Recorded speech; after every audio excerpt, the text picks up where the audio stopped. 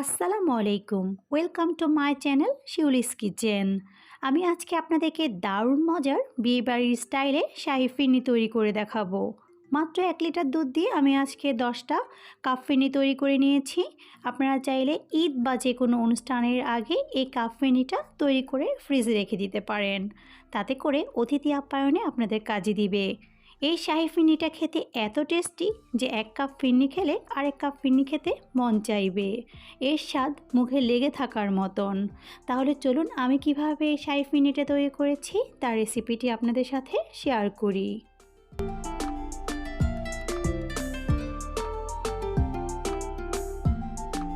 বিয়েবাড়ির স্টাইলে শাহি ফিরনি তৈরি করার জন্য আজকে আমি এখানে 1/4 কাপ চিনি গুঁড়া পোলাও চাল নিয়ে নিয়েছি। আপনারা এখানে যে কোনো সুগন্ধি চালে ব্যবহার করতে পারেন। এখন আমি চালটাকে গ্রাইন্ডারে আধা ভাঙা করে নিব। আপনারা চাইলে এই কাজটা পাটায়ও করে নিতে পারেন। এখন আমি চালটাকে পরিষ্কার পানিতে ধুয়ে নিব। চালটাকে অবশ্যই আধা ভাঙা করে নেবেন, তা না হলে ফিরনি তৈরি করলে ফিরনিটা দেখতে ভালো লাগবে না। ফিরনি তৈরি করার জন্য আমি চুলায় 1 লিটার দুধ বসিয়ে দিয়েছি। আপনারা চাইলে গুঁড়া দুধ দিয়েও ফিরনিটা রান্না করতে পারেন।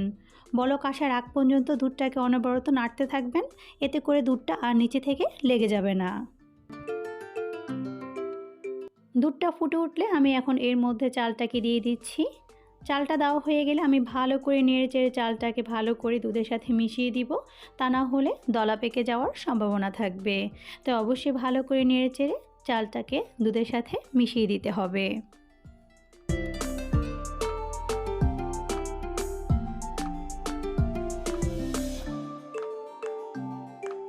এখন ফিরনির মধ্যে দিয়ে দিচ্ছি স্বাদ মতো লবণ।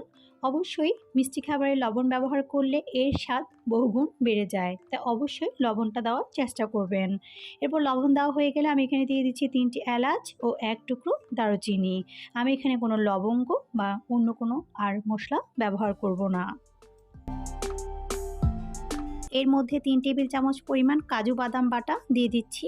এতে করে ফিরনিটা খেতে অনেক ক্রিমি আর ভালো লাগবে, তাই অবশ্যই চেষ্টা করবেন কাজু বাদাম বাটাটা ব্যবহার করার জন্য। আঁচ কমিয়ে দিয়ে ফিরনিটা রান্না করতে হবে আর নেড়েচেড়ে দিতে হবে যাতে ফিরনিটা নিচে থেকে লেগে না যায়। এই পর্যায়ে আমি 1 চা চামচ পরিমাণ জর্দার রং পানিতে মিশিয়ে এর মধ্যে দিয়ে দিচ্ছি। এতে করে ফিরনিটার কালার অনেক বেশি সুন্দর লাগবে দেখতে।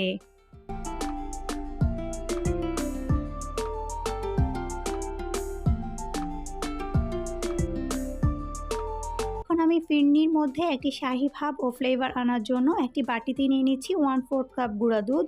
অবশ্যই এখানে ফুল ক্রিম গুঁড়া দুধটা ব্যবহার করবেন। এরপর আমি এখানে দিয়ে দিচ্ছি সামান্য পরিমাণ পানি, আর এর মধ্যে দিয়ে দিচ্ছি 1 চা চামচ পরিমাণ ঘি। আমি এখন ঘি ও দুধটাকে খুব ভালো করে নেড়ে মিশিয়ে নিব।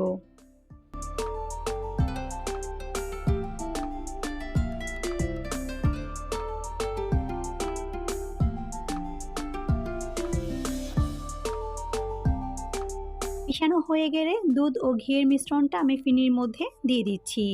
এই মিশ্রণটা ফিরনিতে একটি শাহি ভাব নিয়ে আসবে আর খেতে অনেক বেশি টেস্টি লাগবে।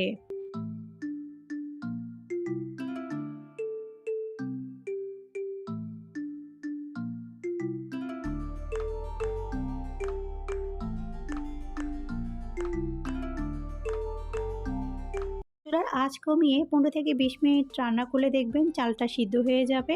ঠিক সেই পর্যায়ে আমি ফিরনির মধ্যে দিয়ে দিচ্ছি 1/2 কাপ পরিমাণ চিনি। তবে মিষ্টিটা আপনারা আপনাদের স্বাদ অনুযায়ী বাড়িয়ে অথবা কমিয়ে দিতে পারবেন। তবে 1/4 কাপ চালের জন্য 1/2 কাপ চিনি যথেষ্ট।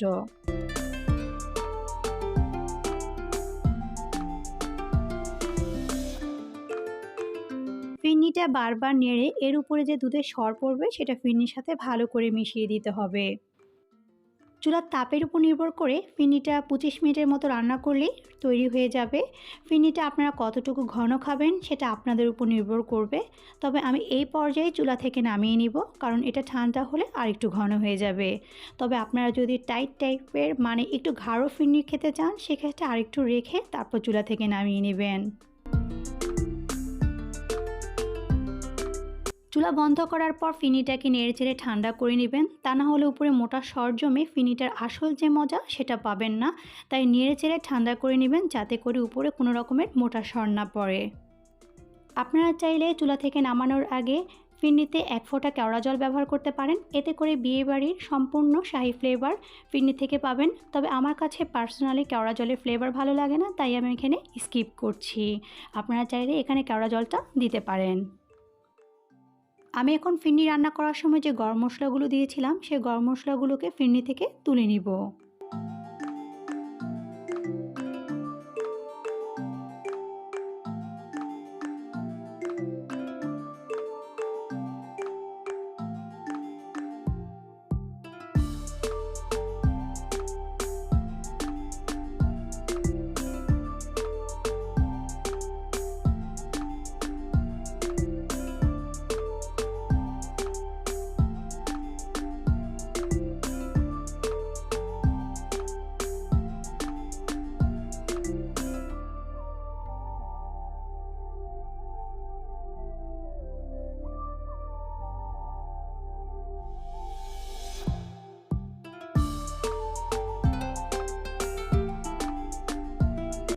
ফিরনিটা নেড়েচেড়ে ঠান্ডা করে নেওয়ার পর আমি এখন ফিরনিটাকে কাপে নিয়ে নিব। আর এই জন্য আমি এখানে 10টা ওয়ান টাইম ইউজ কাপ নিয়ে নিয়েছি।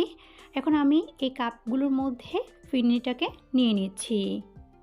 ফিরনিটা আপনারা চাইলে ঠান্ডা করে ফ্রিজে রেখে তারপর পরিবেশন করে দিতে পারেন, এতে করে ফিরনিটা খেতে আরও বেশি ভালো লাগবে।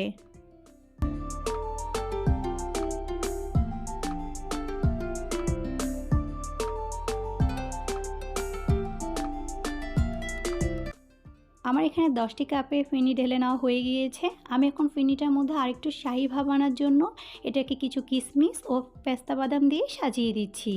আপনারা আপনাদের পছন্দ অনুযায়ী যে কোনো কিছু দিয়ে ফিরনিটাকে সাজিয়ে দিতে পারেন।